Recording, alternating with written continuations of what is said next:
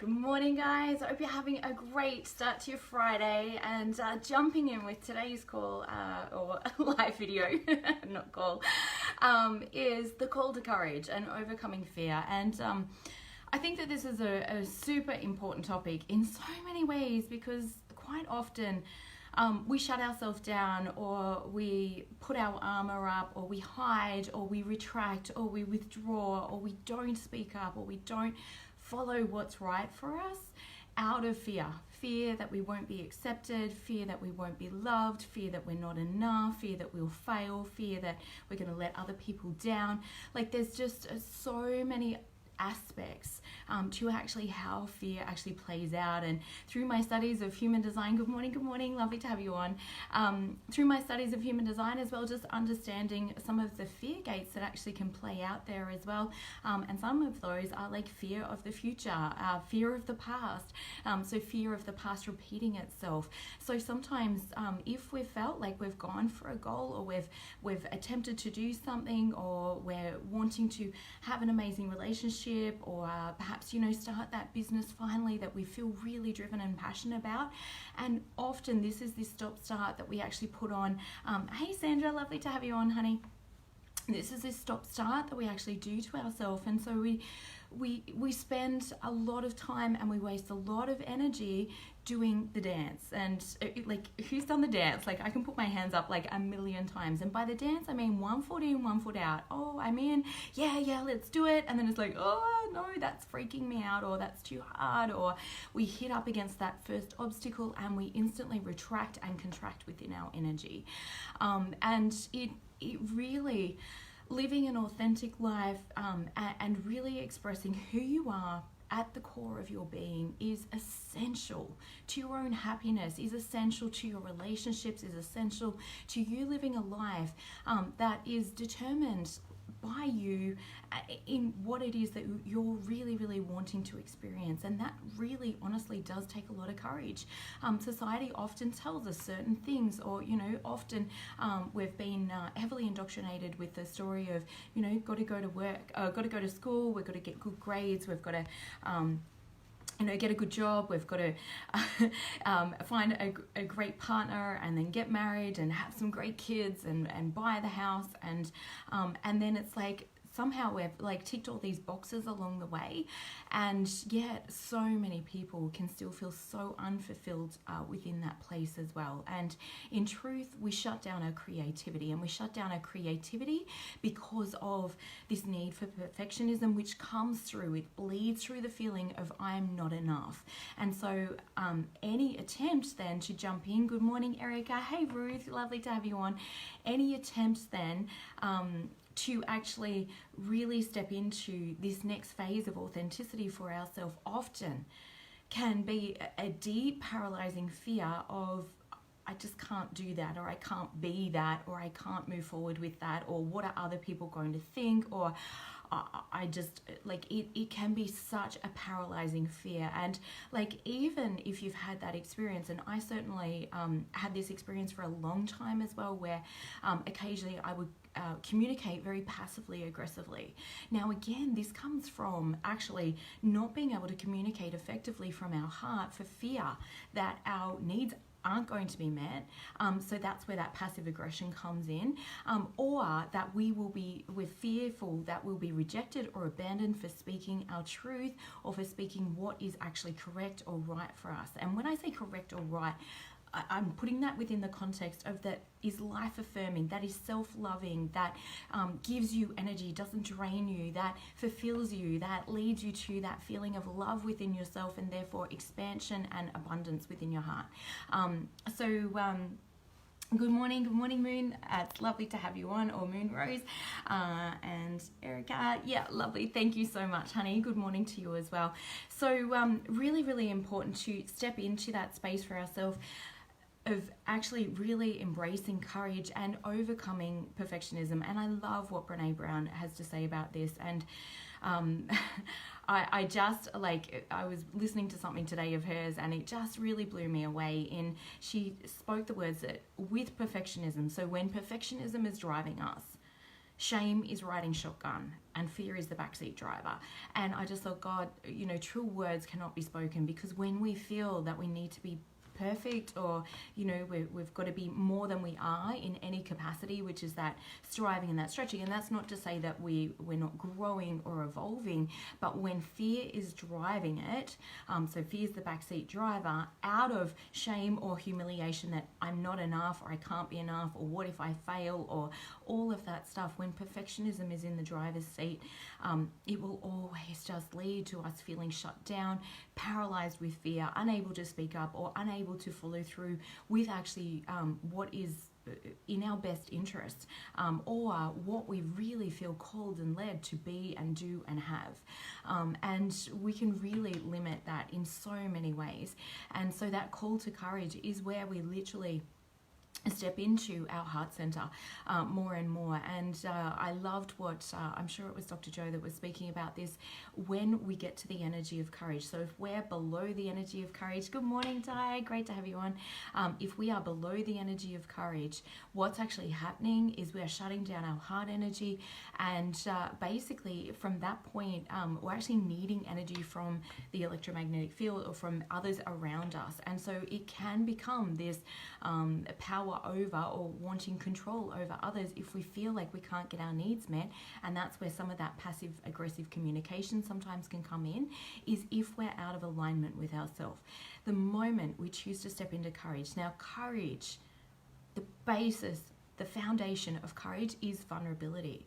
You cannot have courage without vulnerability, because vulnerability says, even though I may fail, or even though I may be risking exposing myself, or failing in some way, or not being perfect enough in some way, I'm choosing to do this anyway. And that is what gives us courage. We couldn't step into courage if there wasn't risk involved, because otherwise it would just be like, you can't have courage without fear being present. Now, above and beyond that, when we move beyond the energy of courage into love, and first of all, it might be just a general love rather than, the highest level of love. And there's different aspects of that, or different levels of that. But even from that place, our heart expands, and now we're actually giving back to the energy field. Now we're actually able to give from the overflow from that place. And so I truly, honestly believe that self-love must be the foundation, because self-love says that even if others reject me, even if it appears that others are abandoning me in the face of their own trials or their own tribulations, or what they need to do for themselves, which is pure freedom and what we desire most for ourselves as well. But when it feels that others are rejecting us or aren't doing what it is that we're wanting, I'm going to still be okay. Self-love says I have this as my base foundation, and with that foundation, I have the courage to risk. I have the courage to be vulnerable. But without self-love, vulnerability just feels absolutely terrifying. And I've been in both situations, and as I'm sure many of you guys have as well. Good morning, Tamale, great to have you on. Hey Mel, lovely to have you on. Without that ability to really love ourselves and hold ourselves and be in connection with that highest aspect of yourself, then it's very difficult to risk fear of failing, or fear of not necessarily fear of responsibility, but fear, sometimes that can come up, but fear of failing our responsibilities. So I know for me, like when I was starting out with my own business, and that was terrifying for me, in fear of failing my responsibilities to my kids, in could I actually really provide for them enough in working my business and building my business, and that was a really scary thing, certainly as a single mum. And I felt like it was all on my shoulders. I had to make it work, and it took tremendous risk and tremendous vulnerability of like, I don't know whether I'm going to be able to do this, but I'm willing to try. And that's where we step through. Good morning, Dorothy, great to have you on, honey. That's where, with that courage, then we open ourselves. And I also love what Brene Brown spoke about, like literally midlife. There's a developmental stage in midlife, which is actually de-armoring ourselves. We've spent a lifetime of trying to protect ourselves, of trying to put the walls up because we've been hurt, because we feel that we've been let down, because we feel we've been abandoned or perhaps judged by others or criticized by others. So shame,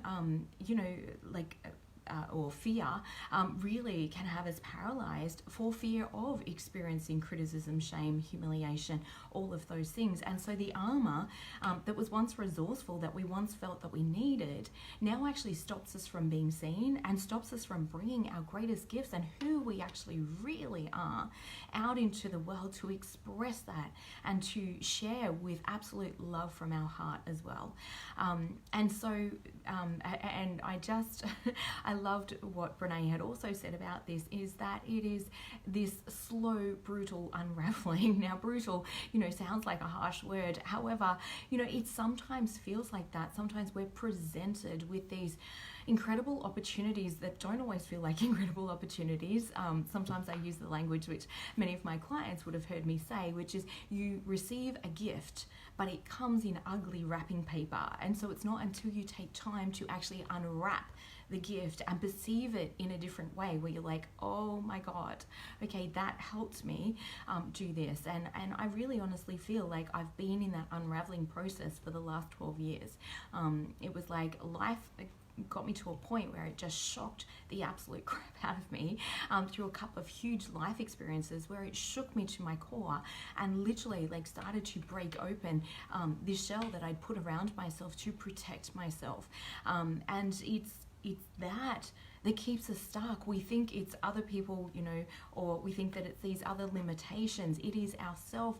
We've encased ourselves in this shell to protect ourselves. And unless we actually have the courage to start breaking down and letting down those walls, which takes vulnerability, which takes risk, which takes exposing ourselves, our real self, to potential risk, shame, humiliation, but that's where that basis of self-love is absolutely vital and critical, because if you've got that, and remembering everybody else's projections upon you or judgments about you are actually their own judgments about themselves. Anytime either we're judging somebody or somebody is judging us, it is always internal. It is always how I mostly feel about me.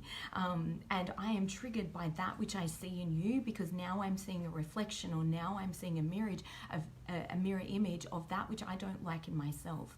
So anytime we are triggered or we're judging somebody else, we can always pivot and go, oh my God, there is another place that I can love myself. There is another place that I can lean into appreciating or loving that aspect more of myself. And some people, when I had this conversation, I'm like, if you judge people for being rude, you will also judge yourself for that. And most people are like, no, but I don't want to be rude. And it's like, I understand that. And nobody, in truth really wants to be rude. Well, not, that I'm aware of. Hurt people. And it's everybody is doing the best that they can at the time. But often if we're rude, we will have that judgment on ourselves, even if we're really super stressed. And I'm not saying that that's, the way that we want to be in the world. It's often not, and we'll judge ourselves very, very harshly as a result of that. Self-love comes from not just loving yourself when you're being loving, when you're being kind, when you're seeing yourself in the eyes of what you believe is like true perfection, or being a good human, or any of those things. And often we have such strong rules which have been imprinted and conditioned in us since childhood that really keep us entangled in this self-judgment and self-criticism, and therefore we then project that onto others. And by embracing, by loving, by accepting that part of ourselves perhaps that was rude, and saying, wow, I'm just going to love that aspect of myself, then we don't necessarily keep repeating the behavior. I know one massive part of self-love, or learning self-love for myself. Hey Rochelle, great to have you on. Hey Sal, hey Marguerite, lovely to see you on here, darling. And hey Kelly, lovely to have you on here too. I know a profound shift for me was when I used to, yell at my kids, or I'd be so exhausted and just completely depleted. I was still learning a lot about self-love at the time.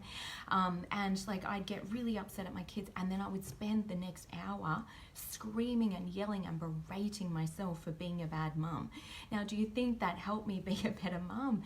It just kept on driving that behavior, because now I hated myself even more, and so that would come out in my expression, even though it was the furthest thing that I wanted to be. And it took me so much further from the alignment of who I actually really know that I are in my core. When I could love and accept that part of myself and know that I was doing the best that I could in that moment, then it softened my energy. It brought greater love and compassion, firstly to myself, and then I got to share that with my kids. And it's the same with everybody else as well. And the more that we can do this, then it does build that beautiful self-love foundation from which we can bring greater love and compassion, firstly to ourselves and then to everybody else, when we realize, oh my God, we all are really honestly doing the best that we can in any moment.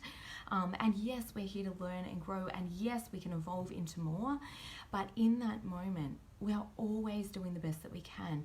And when we can bring greater self-love and compassion and acceptance, and there's a beautiful EFT point, if you guys haven't heard of it or seen it before, it's actually this part here on the index finger, and just tapping this, and we can actually just say to ourselves, even though I'm judging myself, or even though I did this thing, I know that I was doing the best that I could at the time, even though, and you can use that as a forgiveness point for others as well. So perhaps, if because often that keeps us, when we're projecting blame, when we're projecting anger onto somebody else, or they did this to me, or they did that, we're keeping ourselves out of alignment. We're keeping ourselves below the energy of courage. If we're in blame, if we're in anger, and like, I get it. I was angry for a very long time. I was resentful, and I still have ebbs and flows around that, because that's just a little, I guess, like red flag for me. When I say red flag, not from a place of judgment, but just like a little symbol or a little sign of, hey, something's not okay here. Like, where do I need to take greater care of myself? Where do I need to have greater love and compassion, firstly for myself, and come back into alignment? Because when I'm emanating love, I'm attracting everything into my life that will lead to greater experiences, and what is right and correct for me to live a self-affirming, self-loving life. And I have to let go of responsibility for others. That's been a huge one for me, where it's tripped me up multiple times, because I felt, oh my God, like if I do that, they're going to be upset with me, or and when we take over responsibility, and that's not to say that we can't have love and compassion for how we show up or the ways that we impact others, but ultimately, nobody can make you feel a particular way, and we can't make other people feel a particular way. They are going to perceive the incident. They're going to perceive, even if you had the most loving intentions. Sometimes if somebody's in a hurt place, or sometimes by the filters and the lenses that they've perceived life through, if life is mean, or life is hard, or people abandon them, or, they've got these beliefs going on, they're going to filter. Just like seeing through like a pair of glasses, they're going to filter and perceive that situation like that. So I truly hope that serves you guys. Good morning, Dorothy. I'll just read quickly what you've got to say. Yes, absolutely. I couldn't agree more, honey. Totally. And I think we're all experiencing like the amplification. I'm just trying to click on that.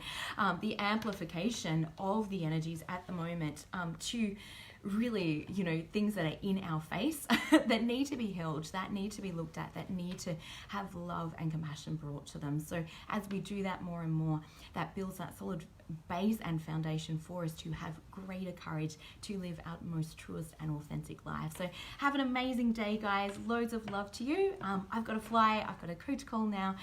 Truly hope that served. Have an amazing day. And if that has served you, please like, love, or share that with lots of other people as well. Catch you guys later. Bye.